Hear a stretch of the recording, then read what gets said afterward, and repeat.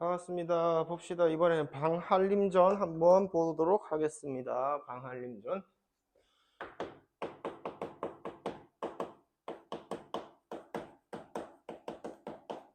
방한림전을 봤는데 선생님도 처음 보는 작품이야. 근데 이 소설의 고전설의 특징이 뭐냐면은 주인공이 둘 다 여잔데, 보통은 일반적인 영웅 소설에서는 여성 영웅 소설에서 여성이 주인공이란 말이야.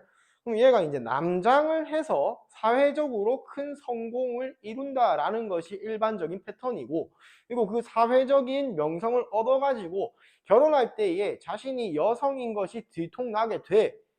그래서 이제 여성과의 결혼을 실패하고 다른 남성과 정해진 짝과 결혼을 하게 되는데, 거기서 이제 두 가지가 나온단 말이야. 첫 번째는 이 여성이 집안에서는 남자를 따라야 돼. 능력이 더 뛰어나지만. 근데 사회적으로는 능력을 인정받는단 말이야. 그래서 이 두 가지, 사회에서 여성이 뛰어나기 때문에 남성을 밑에 부하로 거느리지만 집안에서는 남편으로 섬겨야 되는 이 두 가지 이야기 틀을 가지고 보통은 진행이 되는데, 이 방한림전은 굉장히 특이하게 여성 주인공이 자신이 여성임을 끝까지 밝히지 않고 결혼까지 해가지고 같이 살아. 그러니까 여자와 여자의 결혼인 거지. 그래서 보자. 그 내용이 128쪽에 나오는데, 방한림전의 주인공인 방관주와 방한림전, 한림은 이제 한림학사라는 뜻으로 이제 관직이지, 그지? 그래서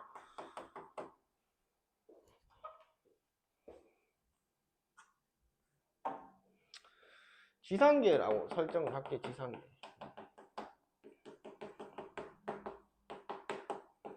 방한림과 영혜빙인데, 이 방한림이 여성인데 끝까지 남자인 척 하면서 살아가는 우리의 주인공 인물이다. 그래서 얘네들이 방관주와 방관주, 얘 본명이지, 방관주.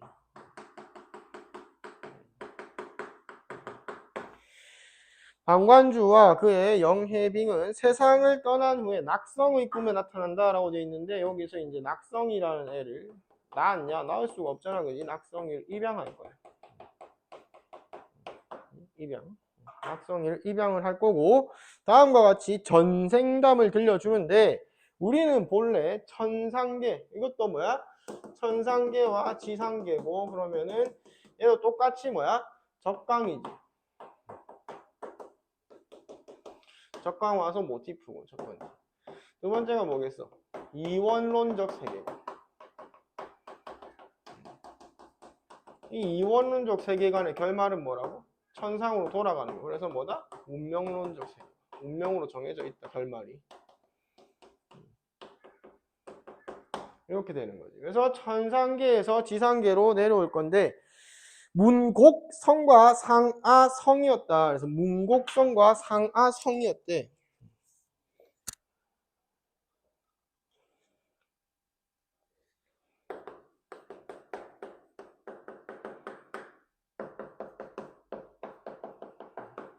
여기서 이제 문곡성이 내려와서 방한림이 되고 상아성이 영혜빙이 되는데, 얘는 남자였고요. 얘 여자였어. 얘는 이제 여자로 나타나는데, 여기서 뭘로 나타나? 여로 나타나는 거지. 여기 성이 뭐라고? 성? 별자리, 별이야, 별. 그래서 뭐다? 신선임을 나타내는 거야. 신선임을 나타낸다. 그래서 문곡성과 상하성이었는데 부부 간의 정이 너무 깊어. 천상계에서 이 둘이 부부였어. 남녀 부부 신선이었네. 잠시도 떨어져 있지 않아가지고 맡은 일을 돌보지 않았다. 이게 이제 죄악이지. 잘못한 거야. 상제라고 옥황상제께서 이를 밉게 여기시던 차에 태을이, 앞에서 숙향전에서 태을선군이 그 이선이었잖아, 그지? 태을선군, 다른 신선이 이거를 농간하려고, 상제께 아래니까 이제 상제께서 문곡성은 방가에 내치시고, 얘는 이제 방가라고 방씨 집안을 이야기하는 거지. 여기는 영가라고 영씨 집안에다가 내쳤다. 그래서 방가와 영가에 각각 내쳐서 문곡성은 남자였는데 남자의 일을 해야 하는데 태을이 나를 희롱하려고 일부러 여자로 태어나게 했다. 태을이 이렇게 장난을 쳐놨다. 영부인과 헛된 이름으로만 부부가 되게 해서 너무 방자하게 행동한 것을 징벌했다. 그래서 얘네 둘의 관계가 뭐냐면은 직이라고 나와. 직이. 중국 고사지 지음직이라고 해서 서로 서로의 뜻을 알아주는 진정한 친구다. 그래서 진정한 친구의 삶을 살았다라고 이렇게 보시면 될 거예요. 자, 이제 본문에서 한번 봅시다. 하루는 승상이, 여기서 이 승상은 방할림이야. 방할림. 방할림. 방관주. 승상은 벼슬명이지. 그 나라에서 제일 높은 관직을 가지고 있는 남자.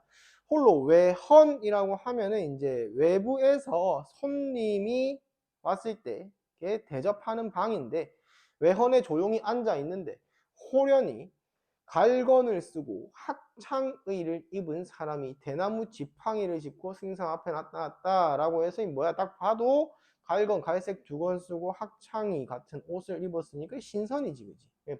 평범하지 않은 인물이 나타났다는 거야.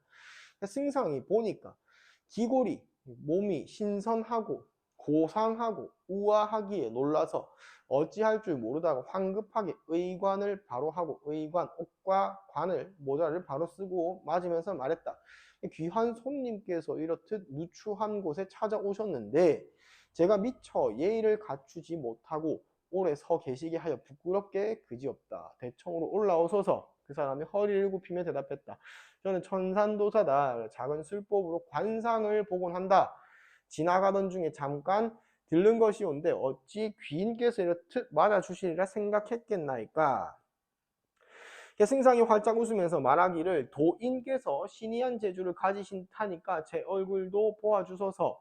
지그시 보고 있다가 그대의 이마는 보름달처럼 넓고 팔자 눈썹은 높고 맑으니까 재주는 많지만 밑줄 쳐봐. 부모를 일찍 여일 것이고 코가 살지고 두 귓뺨은 희미한 복사꽃 같으니 출장 입상이라면 나아가면 장수가 되고 들어오면 재상이 된다라고 해서 나라에서 최고 가는 관직이고, 만인지상이라고, 1인지하 만인지상이라고 해가지고 한 사람의 아래요 모든 사람의 위다. 그러니까 한 사람 빼고는 다 위다. 한 사람 누구겠어?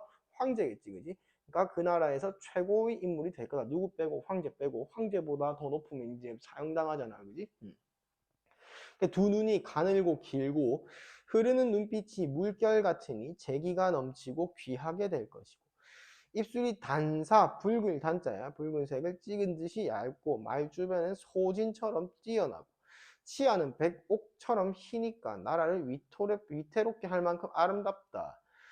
그러나 너무 아름답기에 밑줄 쳐봐. 부부의 즐거움이 없으니까 다 꿰뚫어 보고 있어. 부모 일찍 여일 거고 니는 세상에 제일 가는 사람이 될 거고 부부의 즐거움이 없을 거고 이마에 사마귀가 하나 있으나 피부가 너무 맑고 빼어나서 밑줄 쳐봐. 자녀가 없을 얼굴이, 자녀가 없는 것도 맞추고, 그러니까 이씨 천관도사 만나러 가야 되겠지. 다 맞추고 있어, 그지? 천관도사, 천산도사네. 천산도사. 그래서 골격이 아담하고 풍치가 있으며 지저분하고 어지러운 속세의 태가 전혀 없으니, 속세의 모습이 전혀 없다. 그래서 수명은 40을 빨리 뒤질 거야. 반드시 오래지 않아 천궁의 옥제께 조회하게 될 거야. 이게 뒤져가지고 뭐 할 거다? 하늘나라로 돌아갈 거다라는 것까지 알고 있단 말이야. 제가 본 승상의 관상을 사실대로 알아였으니 당돌한 점이 있었다면 용서하소서 하고 말을 마친 도사가 한 줄기의 맑은 바람이 되어서 사라져 버렸다. 다만 그가 앉아있던 자리에 꽃부채, 동그라미 쳐보고 꽃부채, 여기에 글이 적혀 있는데 음량을 바꾸어 라고 해서, 여기서 음량이라고 하면 남성과 여성인데 니 지금 여잔데 남자인 척 하고 있잖아 라는 거를 음량을 바꾸어 라고 표현을 했어. 그래서 임금과 세상을 속였으니까 그에 대한 벌이 없지 아니하리로다. 그에 대한 벌이 있을 거다. 천궁에 있을 때 방자하게 호색하여 니네 둘이 부부간의 연을 즐긴다고 일을 제대로 보지 않아서 이승에서 부부의 즐거움을 끄는 것이니 천산도사 다 알고 있지, 그지? 그 죄를 아냐. 물이 그릇에 차면 넘치고 영화가 영화, 북이 영화라고 할 즐거움이 닿으면 슬픔이 오는 것이 세상의 이치다. 이제 옥황상제께서 옛 신하를 보고자 하시니 라고 해서 옥황상제가 보냈다. 원컨대 내년 3월 초 나흔 날에 공을 다시 만나기를 기약하노라. 그때 뒤질 거다. 이렇게 예언하고 떠났지. 그 위에 줄에 말을 마친 도사가 한 줄기 맑은 바람이 되어 사라져 버렸다. 이거 뭐야? 전기적 요소지. 전기적 요소. 전기. 여기서 이 전기는 뭐겠어? 기자는 뭐야? 기할 기자겠지. 기이할 기자. 그래서 기이한 이야기. 전기적 요소. 중년 밑에 이후 승상의 병세가 더욱 위중해지니 이제 죽을 때가 돼가는 거지. 상서내외. 여기서 이 상서내외는 저기 낙성이 부부야. 낙성이 부부. 만극해서 천지신명께 부친이 더 오래 살게 해달라고 빌었다. 천자께서도 천자는 황제지. 어이라고 하면 황제를 보는 의사를 보내가지고 승상의 병을 돌보게 하고 약탕을 친히 다려 보내시는 등 걱정을 많이 하셨으나 승상의 병이 조금도 차도가 없다는 소식을 듣고 더욱 슬프고 안타깝게 여기셨다. 그러다가 승상을 다시 보지 못할까봐 염려해가지고 승상 집에 이르시니까 승상이 병약한 몸을 움직여서 조복을 몸 위에 걸치고, 조복이라고 하면은 이제 임금을 만날 때 갖추는 예복이야. 예복. 어가를 맞이했다. 어가는 이제 황제가 탄 수레. 천자께서 보시기에 승상의 용모가 수척하고 호흡이 가빠서, 수척하다 얼굴이 빼빼 말랐고 그지? 호흡이 가빠서 며칠도 지탱하지 못할 때 됐다. 천자가 놀라서 용안이 황제의 얼굴이지 참혹해지면서 눈물을 흘렸어요. 이제 황제가 눈물을 흘릴 만큼 아끼는 신한 거야. 승상의 손을 잡고 슬픈 나머지 차마 말씀을 이루지 못하시니 승상이 상서의 부축을 받고 일어나서 임금님께 감사 인사를 올렸다. 또한 자기의 본색이 죽은 뒤에 알려진다면, 본색이 뭐겠어? 자기의 본색은 여자다 라는 것이 죽은 뒤에 알려진다면 임금을 속이는 일일 뿐 아니고 신하의 도리가 아니라고 생각해서 마음을 굳게 정하고 이제 밝혀야겠다. 황제가 오신 김에 내가 여자임을 밝혀야겠다. 그래서 병든 몸을 일으키며 임금께 아랬다. 신이라고 하면 자기 자신을 가리키는 말이겠지. 오늘 용안을 마지막으로 뵙게 되었기에 그간의 소회에 있었던 이야기들을 모두 말씀드리고자 하니까 성상께서는 죽을 죄를 지은 저를 용서하소서. 천자께서 물으셨다. 경에게 무슨 소회가 있는가? 승상이 귀 밑으로 구슬 같은 눈물을 비 오듯 흘리면서 오열하면서 슬프게 울면서 아랬다. 신은 본래 여자다. 정체를 밝혔어.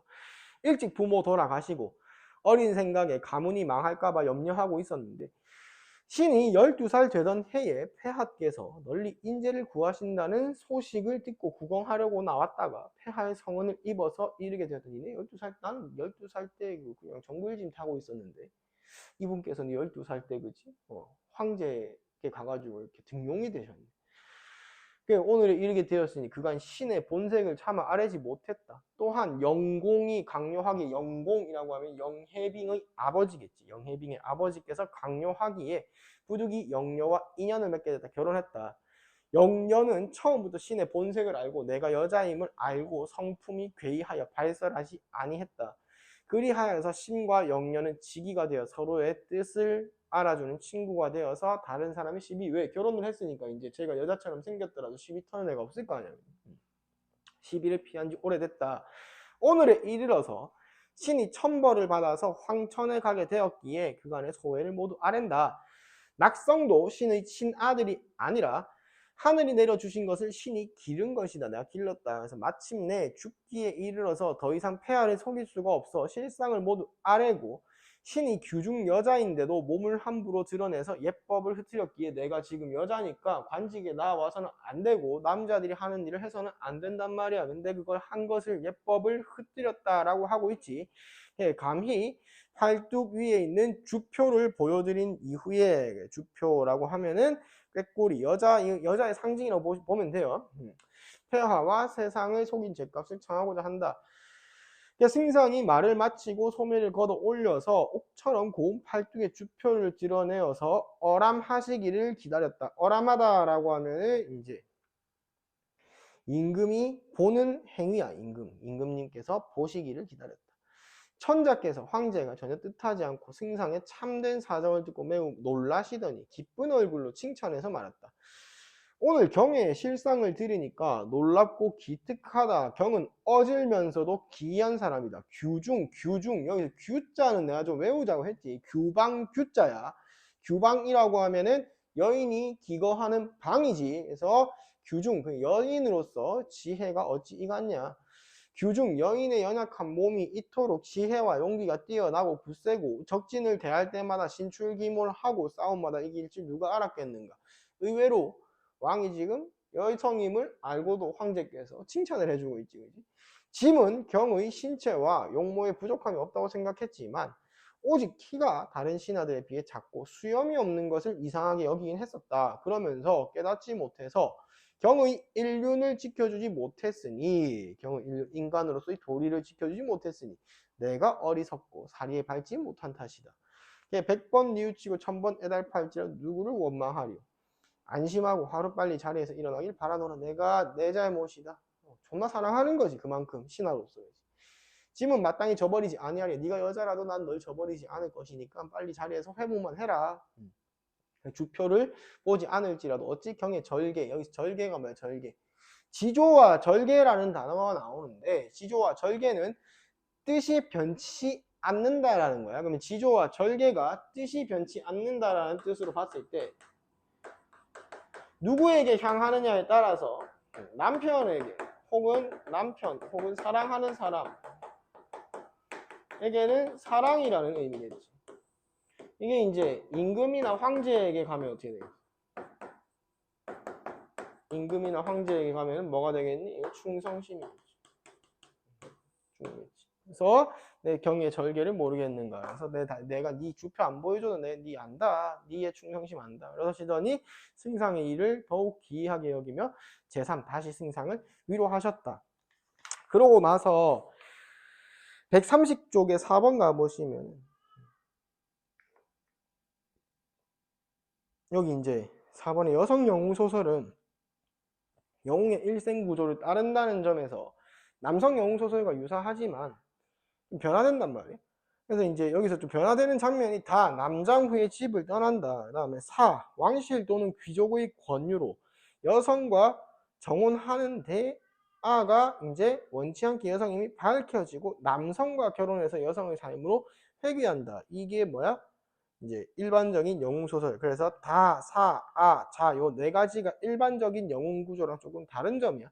자 같은 경우에는 남성과 결혼해서 여성의 삶으로 회귀하는 경우도 있는데 선생님이 아까 설명했듯이 남성과 여성이 결혼을 한단 말이야.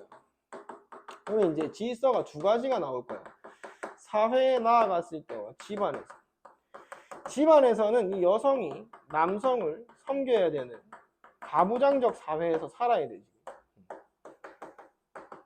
근데 이제 나라에 위기가 닥쳤을 때는 여성이 남성보다 능력이 우월하기 때문에 이렇게 더 우위에 있단 말이에요. 그래서 얘가 신하로서 여성을 섬겨야 되는데 이 남성들이 자존심 상해가지고 보통 여성을 섬기기 싫어하지. 그럼 어떻게? 벌을 주지. 벌을 좀 삐진단 말이에요. 그게 어디까지 이어질 수 있어? 집안에까지 이어질 수 있는데 이어지지 않고 여성의 대인배적인 모습으로 이렇게 집안에서 화목을 되찾고 남성을 섬겨준다. 이런 스토리로 가는 게 일반적인 영웅 소설이다. 근데 여기서 방한림전은 여성임이 밝혀지지 않고 마지막에 본인이 스스로 밝힌다라는 게 조금 특이한 점이다 라는 거 알아두시고요. 자, 문제 풀어보시고 선생님이랑 풀이를 나중에 따로 합시다.